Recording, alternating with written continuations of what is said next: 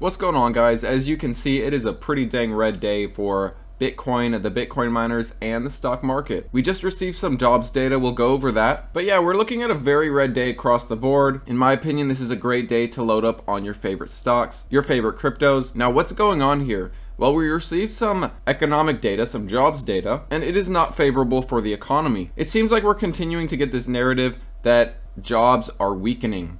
Unemployment is rising. It's not just a narrative, it's what's happening around us. Will the Fed be able to enact a soft landing? This is why the market's so fearful. Not only did we have inflation to worry about that is getting towards that 2% goal, but the Fed is kind of jumping the gun, although they need to, because of jobs. You can see how unemployment has been rising, and many of you might remember this job revision. We had 2.9 million jobs initially reported on the year ending in March. However, this was really 2.1 million jobs. So 818,000 lower than the initial report. They had to revise it down massively. And this kind of was the beginning of it all. This was a few weeks ago, and job data that we've received recently hasn't been favorable. Non-farm payroll figures in August came in lower than expected. The market is seeing this weakness with jobs. The market is questioning, will the Fed be able to handle pulling off a soft landing? Or is the economy gonna crash? Are we going to get into a recession? Who knows? In hindsight, we might be hearing that we are in a recession now. Typically, you hear about it after the fact. But anyways, let's look at this as well from Michael Vanderpope. Unemployment data finalized. JOLTS job openings the worst in 3 years. ADP non-farm employment change worst in 3 years. Non-farm employment change second worst in 3 years because last month was worse.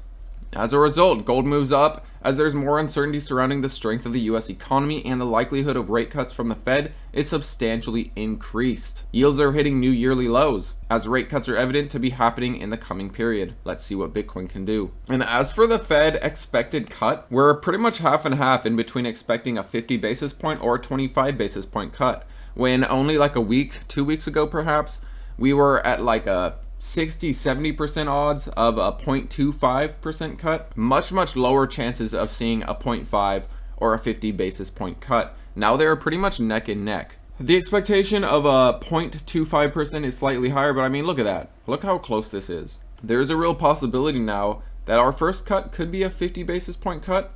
I'm still leaning on 25, as is the market, and I think it would set a bit of a worrying tone to see the Fed start with a 50 basis point cut rather than starting easy. Going in with gusto makes it seem kind of more apparent that they have to jump to save the economy. This job data is definitely making the market uncertain about the Fed's ability. And before I forget, one of the reasons I wanted to show you guys this title is while it is correct and accurate, I want to give you guys a little bit of a context just to kind of see things a little more clearly, in my opinion. So, Bitcoin price dips to a new 1 month low after this job data fake out. Bitcoin in the early hours today did start running up, and I woke up to get my kids ready for school and I was like, hey, today might be an okay day. But no, it is not. Anyways, so that article is saying Bitcoin is at a 1 month low, and that is true, but Bitcoin was low literally 32 days ago. So 1-2 days over a month, and that statement would be false.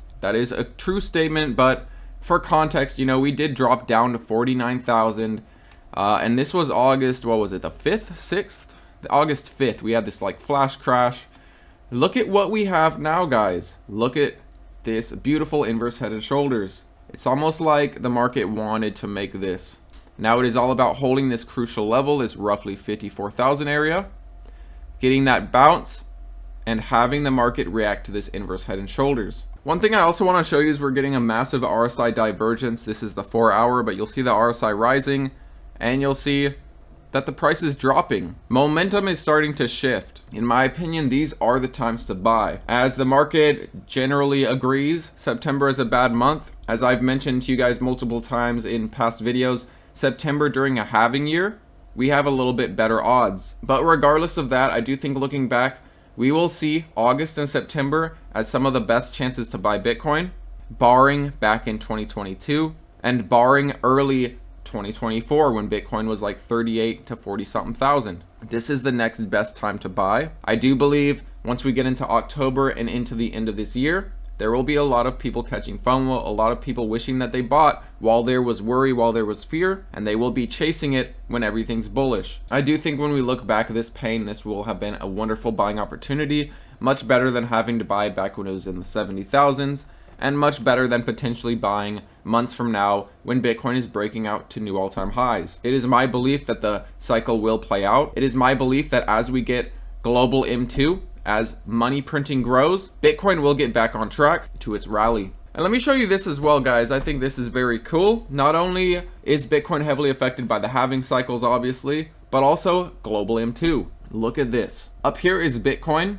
Down here is basically the money printing, the money growth. During these red phases where there isn't money printing, where there's tightening, not easing, you'll see that Bitcoin doesn't perform very well. You'll see that easing started in 2016. Money started growing again. Bitcoin rallied. This happened to also coincidentally be a halving year. What else did we see? Well, in 2018, basically 2017 marked the top. The end of 2017, we got into 2018. We saw that bear market, crypto winter. We also saw tightening. We get into 2019, global M2 started expanding again. Bitcoin started rallying again in anticipation of the 2020 halving and all this new flooded liquidity into the market. Now, from 2022 till roughly now, we have been seeing tightening until recently, And now we are on our next leg up in terms of global M2. This should, along with the halving, kick off Bitcoin's bull run. I don't think it's over one bit. Not only do we have the 4-year cycle backing Bitcoin, seeing what Bitcoin has done every single time with 100% certainty, with 100% accuracy, and we also have global M2 ticking back up. I do believe the bull run is still going on, and I do believe this is just a major correction, a major shakeout. We have seen these before. I showed you guys yesterday what 2020 looked like before our end of year run and before the year that follows, that parabolic year. Bitcoin is doing what it has always done.